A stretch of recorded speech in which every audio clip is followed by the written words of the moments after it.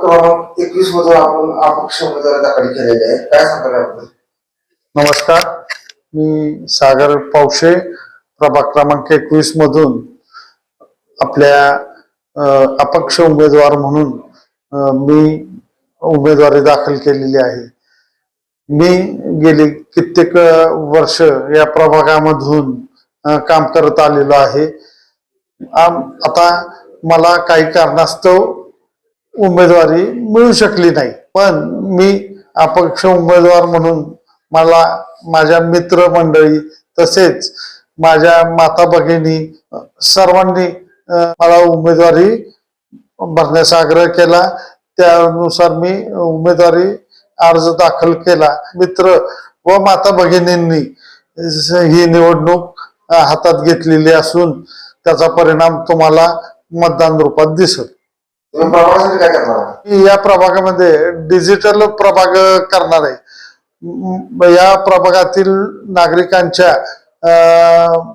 व्हॉट्सअपद्वारे किंवा फोनद्वारे तक्रारी च निवारण करून त्यांना त्यांचे प्रश्न मार्गी लावणार आहे आणि लोकांना कोणत्याही कार्यालयामध्ये न जाता सगळ्या सुविधा उपलब्ध करून देण्याचा प्रयत्न करणार आहे. विरोधकांना तुम्ही काय सांगणार?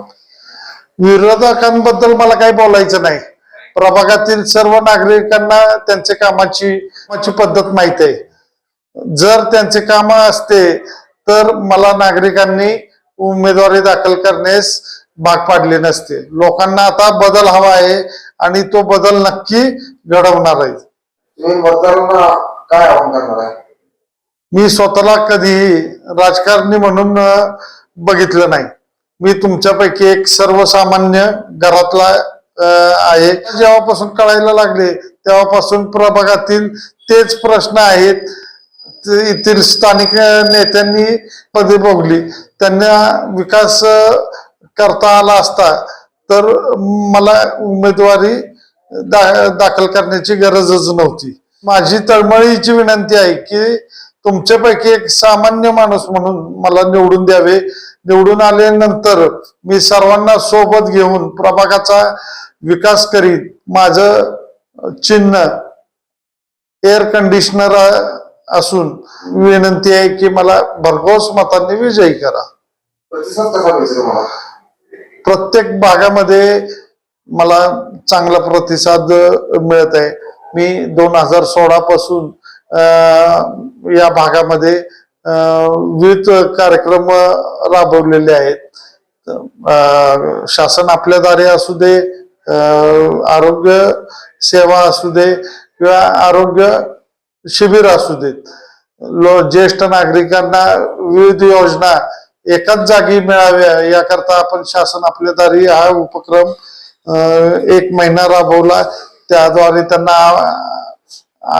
आभा कार्ड तसंच रेशनिंग कार्ड, आधार कार्ड दुरुस्ती, बँक पासबुकची कामं त्यांची केलेली आहेत. लोकांना माझ्यावर त्यामुळे विश्वास निर्माण झालाय. मी काहीतरी नवीन काहीतरी करून दाखवू. 2016 नंतर जो मोठी महामारी आली कोरोना काळात, मी ज्येष्ठ नागरिक तसेच प्रभागामध्ये सवयभान या संस्थेमार्फत त्यांचा तर्फे लोकांपर्यंत औषधोपचार तसेच कोरोना काळात लोकांना दवाखान्यामध्ये जागा उपलब्ध करून त्यांना जीवनावश्यक वस्तूंचा पुरवठा केलेला आहे. लोकांपर्यंत मी त्यांच्या दारापर्यंत जाऊन त्यांच्या अडचणी त्यावेळी समजावून घेऊन त्यांच्या अडचणी जाणून घेतल्या आणि त्या सोडवण्याचा मी कोरोना काळात सुद्धा प्रयत्न केलेला आहे.